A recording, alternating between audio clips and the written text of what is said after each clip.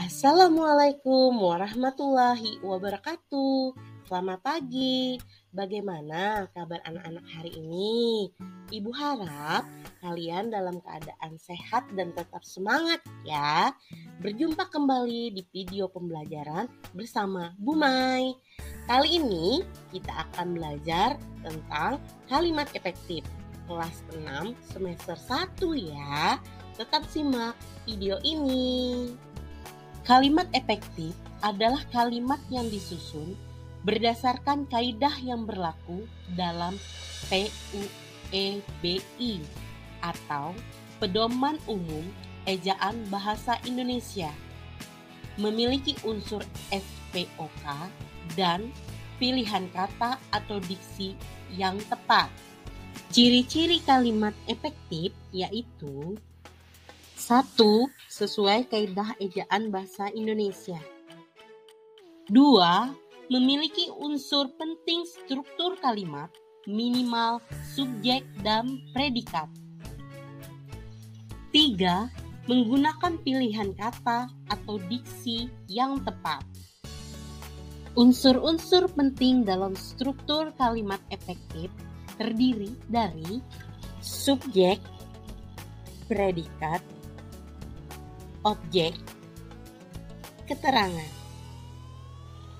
Subjek adalah pelaku seperti orang, tempat, ataupun benda. Predikat merupakan apa yang dilakukan oleh subjek yang biasanya berupa kata kerja. Objek adalah hal atau benda yang menjadi sasaran. Keterangan biasanya berisi tentang tujuan, cara, waktu, tempat, atau sebab akibat yang ditandai dengan konjungsi atau kata hubung. Syarat kalimat efektif yang baik antara lain 1. Sesuai kaidah bahasa Indonesia. Yang kedua, sistematis. Artinya, susunan kalimatnya teratur, utuh, dan padu. Ketiga, tidak boros kata dan bertele-tele. 4. Tidak ambigu atau tidak memiliki makna lebih dari satu.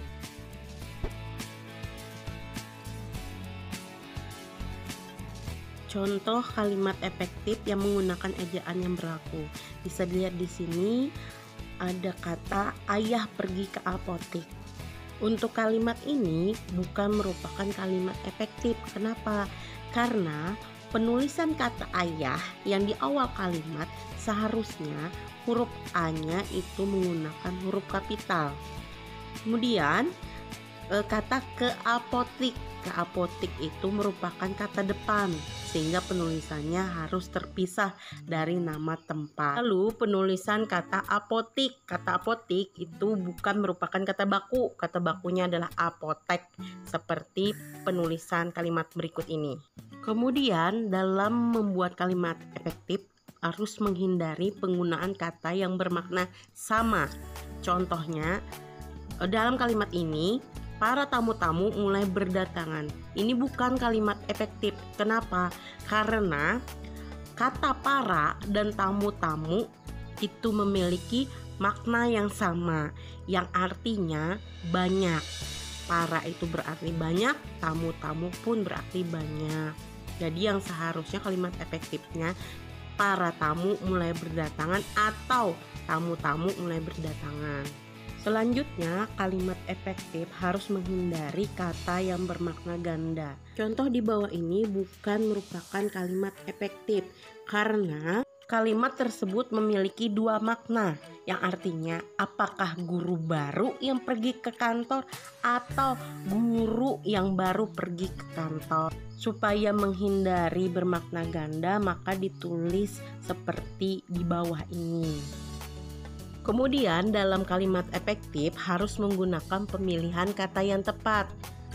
Pada kalimat rumah itu sedang dibuat, ini bukan merupakan kalimat efektif karena kata dibuat tidak cocok diperuntukkan untuk rumah.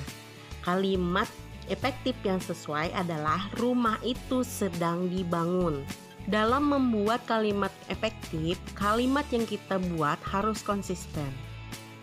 Pada kalimat sampah harus dipilah, dibuang, dan mengolah dengan benar, penggunaan kata mengolah pada kalimat tersebut menggunakan imbuhan yang tidak konsisten dengan kata sebelumnya.